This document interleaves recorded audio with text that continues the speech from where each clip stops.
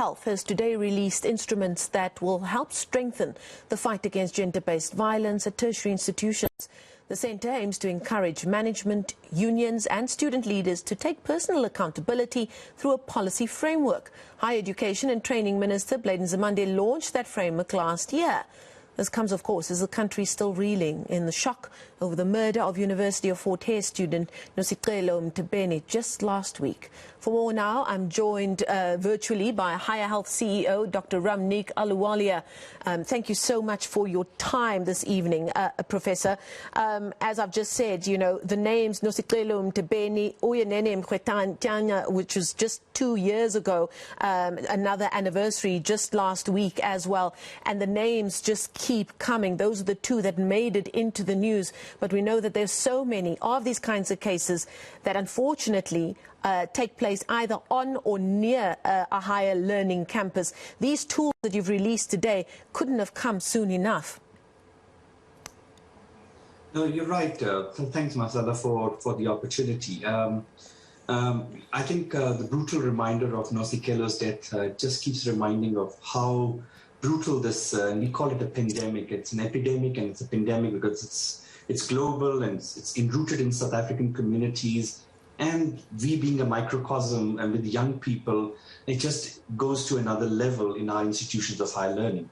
And you're absolutely right. The president has launched a national strategic plan.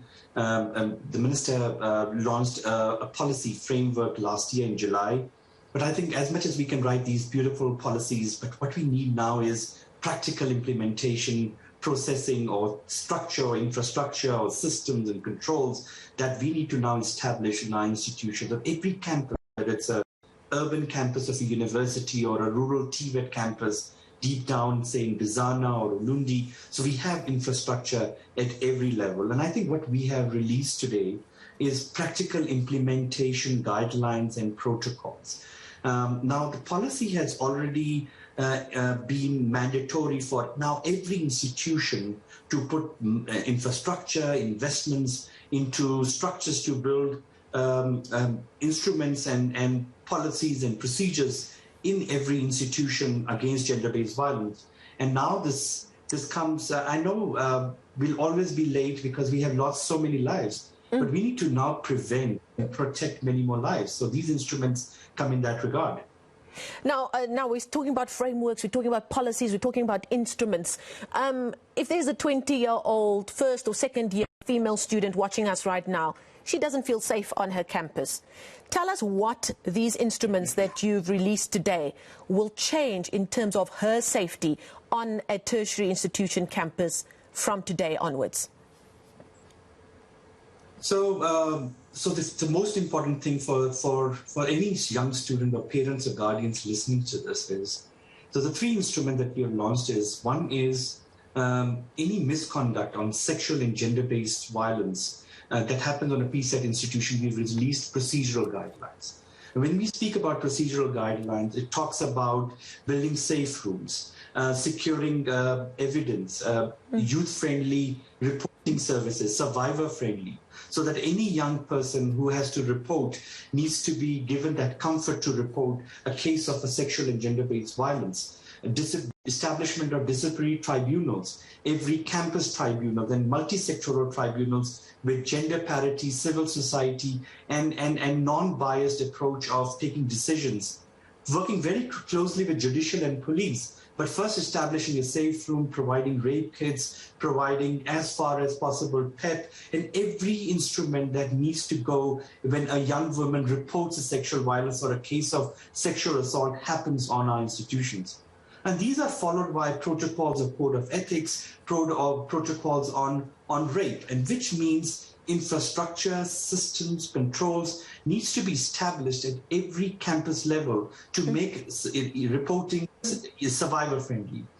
Lastly, prevention.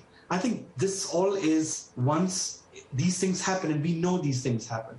But from the prevention perspective, the biggest infrastructure that we need to put, and we are putting, and we've already done that from a year now, is, and as far as it has to reach, We have enrolled about 500,000 young people into a curriculum on gender-based violence. And we need to now establish how this peer-to-peer curriculum can establish for awareness on gender-based violence, a movement like we build structures of peer education in our institutions against HIV, we build student volunteers against COVID pandemic, and how we can now, through survivors, through people coming out, make awareness of gender-based violence. The aim is we need to pick an abusive relationship far more early. And if we can, and we can intervene very quickly, we can prevent another Nosicelo to happen, because at this moment, people who are suffering with domestic violence, with partner violence, and sexual violence, and even sex for marks, if they can in early stages understand they are in a relationship of abuse and can seek help, that is exactly where we want to approach at this moment. Now, just last weekend, I spoke to the organizer of the vigil, and we were seeing pictures of that vigil last week at the University of Fort Hare for Nosicelo, and she said that their approaches to management of the university in the months and years before Nosicelo's tragic and horrific death had fallen on deaf ears. When they had a protest to try and bring gender-based violence to their attention, a silent protest, the cops were called on them. What is going to be done to ensure that tertiary institutions don't just pay lip service to this policy framework that's been given to them and are actually going to implement these instruments? Where will the accountability come in from that regard? So through the Department of Higher Education Training and under the guidance of the Minister, these are clear directives to every institution of higher learning. And they have to abide by it, because this is what we are now going to be doing, specifically in two big pandemics. One is mental health and gender-based violence, is predominantly putting them under the key KPA mandates of accountability by each institution. There's another protocol and a guideline that's going to be released later this year, and that's called Safety Campus Audits. And with the help of United Nations Women, we are building this campus safety audit so that audits can be created, work can be more auditably put together. So these are not just words or policies or implementing frameworks or guidelines or protocols. These are practical instruments that have to be now put in place as per directives from the department.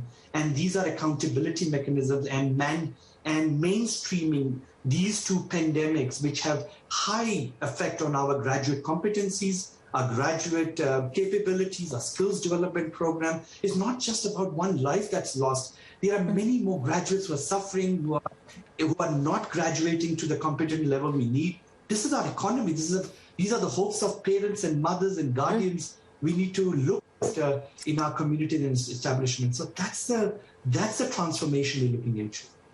And an absolutely needed transformation indeed. Thank you so much. Higher Health CEO Dr. Ramneek Ahluwalia, we wish you everything of the best for your work ahead.